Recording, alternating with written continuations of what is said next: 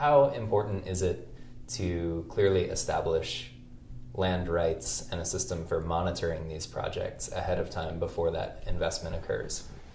I think it's absolutely essential. But what is key in all of this is clarity on land rights, because you again have two extremes that don't work. You have one extreme where, and I've seen so much of this, and really this is where the communities or the governments, I mean, those that should be watched for the Commonwealth, if you will, really need to be careful as to what they're doing. They're going out and, people come in and saying, look, I've got 100,000 hectares, 200,000 hectares. So on the base of a 100-year or 50-year lease of 200,000 hectares, and I'm going to go to London or to various markets and say, hey, here's the asset I've got, come on with me. I mean, you've heard of the case of Madagascar, half the country was there, right. practically sold off.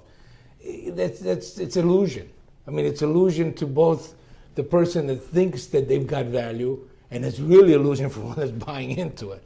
That just will not work. That doesn't exist at all. So I've really had discussions with the government, with the government leaders. So look, first of all, let's understand something. Agriculture, I mean, it has to scale to be competitive. You can have small farmers. The better ones will grow. Those that are not as good, maybe we'll get into something else. But what will scale is the whole operation, because the factory, the value-added processor, cannot remain small. That has to scale to be competitive. Those are economies of scale. Farming can remain small if it's within the value chain and well supported. So once we accept those principles, then we have to agree with government, which is where the land is being disposed of, in the communities. How do we now assemble 10, 15,000 hectares? I can tell you a sugarcane factory is just simply not going to be feasible with less than 10 to 15,000 hectare production. Rice probably 6, 7, 8,000, so depending on the crops, because of the sizes of the mills. So within that, where is the value and who should be getting the value? And here's where the confusion comes in. You have investors, they could be international, they could be domestic or other, regional, other African. It could be, equity funds that want to come in. You need clarity on the land. Then the question is, to whom does the land? This is where you have all the confusion in Africa with the traditional lands, the tribal land, the communal lands. I mean, Ghana is a special case with all the various seats and chieftains. So what really, at some way, and this is really a very much a duty and responsibility of the host community. That's not certainly not the external investor's problem, or it shouldn't be, because you just scare them away, is to decide how it is you're going to be registering land. Land has not been registered. Never has, because it was never seen as value. Why do banks not then finance farming? How can you? What are you holding as title? A crop, okay, I'll take that once it's in a warehouse, and in a warehouse for seeding program. Right. But I don't have title to land. You don't have any equipment and facility on top of it. What am I going to base my loan on?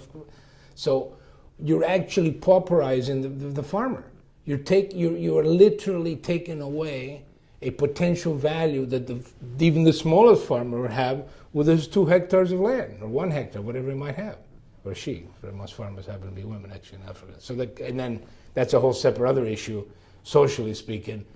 Does the land register to the man or the woman of the house? That's a whole other discussion.